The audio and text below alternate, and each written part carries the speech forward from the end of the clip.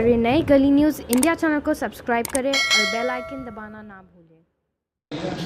देखिए, सबसे पहले तो मैं हमारे मजलिस के तमाम ज़िम्मेदारान, हमारे मजलिस को चाहने वाले जितने भी कार्यकर्ता आज सुबह से ही सड़कों के ऊपर निकल पड़े थे, उसके पीछे का मकसद ये था कि हम मराठवाड़ा के और औरंगाबाद के विकास के बारे में मुख्यमंत्री साहब का धन्यवाद अदा करना चाह रहे थे।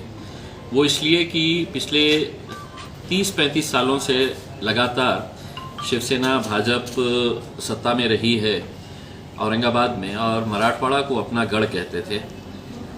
हमें ये एहसास हुआ कि महज साल में एक मर्तबा 17 सितंबर को आना,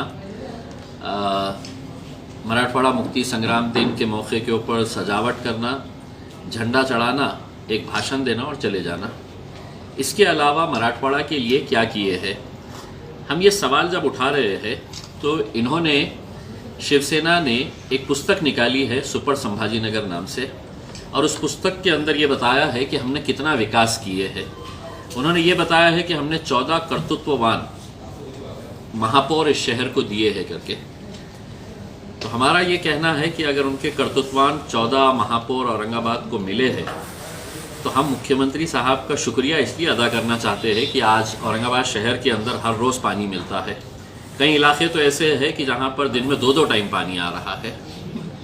कई इलाके ऐसे हैं कि जहाँ पर गंदा पानी दिखता ही नहीं है, इसके अंदर बहुत चकाचक साफ पानी आता है। पूरे शहर की सड़कें चकाचक कर दी गई है।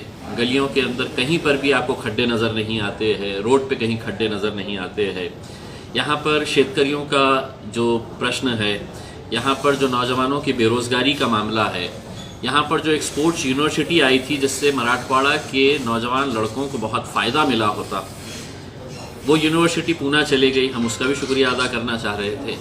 तो इन मुद्दों को लेकर जो बातें वो खुद कह रहे हैं कि ये हमने सब किए हैं करके, अगर आप दावा कर रहे हैं तो मेरी जिम्मेदारी है एक खासदार की हैसियत से कि हम मुख्यमंत्री साहब, जो मेरे भी मुख्यमंत्री हैं, उनका शुक्रिया अदा करना। और उसके तहत हमने आज सुबह एयरपोर्ट से लेकर सिद्धार्थ गार्डन तक, जहाँ पर ये मुक्ति संग्राम का कार्यक्रम होना था, वहाँ पर हमने मुख्यमंत्री साहब के स्वागत के पोस्टर्स लेकर खड़े थे। कई जगह के ऊपर हमने फूलों से उनका स्वागत किया। लेकिन इसके बावजूद भी उन्हें और सबको ये मालूम था कि ये जो हम स्वागत कर रहे हैं ये एक तरीक़े का तंज है, वो खुद जानते हैं। इसीलिए उनके तरफ से कोई ऐसी प्रतिक्रिया नहीं आ रही है, क्योंकि ये भी जानते हैं कि हमने तो कुछ काम किए ही नहीं है। हम तो सिर्फ पुस्तक लेकर जिस तरह से पिछले 25-30 सालों से जनता को बेवकूफ़ बना रहे हैं, अब हम इस पुस्तक के ज़रिए है तो जनता के बीच में जाएंगे और जनता को बेवकूफ़ बनाएंगे। हमने ये मांग रखी है। मुझे खुशी इस बात की है कि अभी ज़िला परिषद के कार्यक्रम के अंदर मैंने मुख्यमंत्री साहब से बात किया कि साथ जो स्पोर्ट्स यूनिवर्सिटी औरंगाबाद को मिली है वो मराठवाड़ा के हमारे युवकों के लिए कितनी फ़ायदेमंद हो सकती है, उसको आप पूना लेकर चले गए हैं।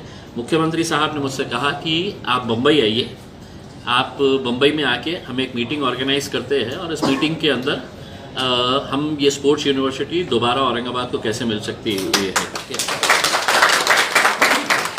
तो हम जाएंगे, बम्बई जाएंगे और मराठवाड़ा के युवकों की जो भावना है वो भावनाओं को हम मुख्यमंत्री साहब के पास तक पहुंचाएंगे कि जिसको आप गढ़ कहते थे, उस गढ़ के अंदर अगर कोई अच्छा काम हो रहा है तो उस काम को आप अमल करिएगा। इस बार तो हमने तंजिया तौर के ऊपर उनको फूलों से उनका स्वागत किया है।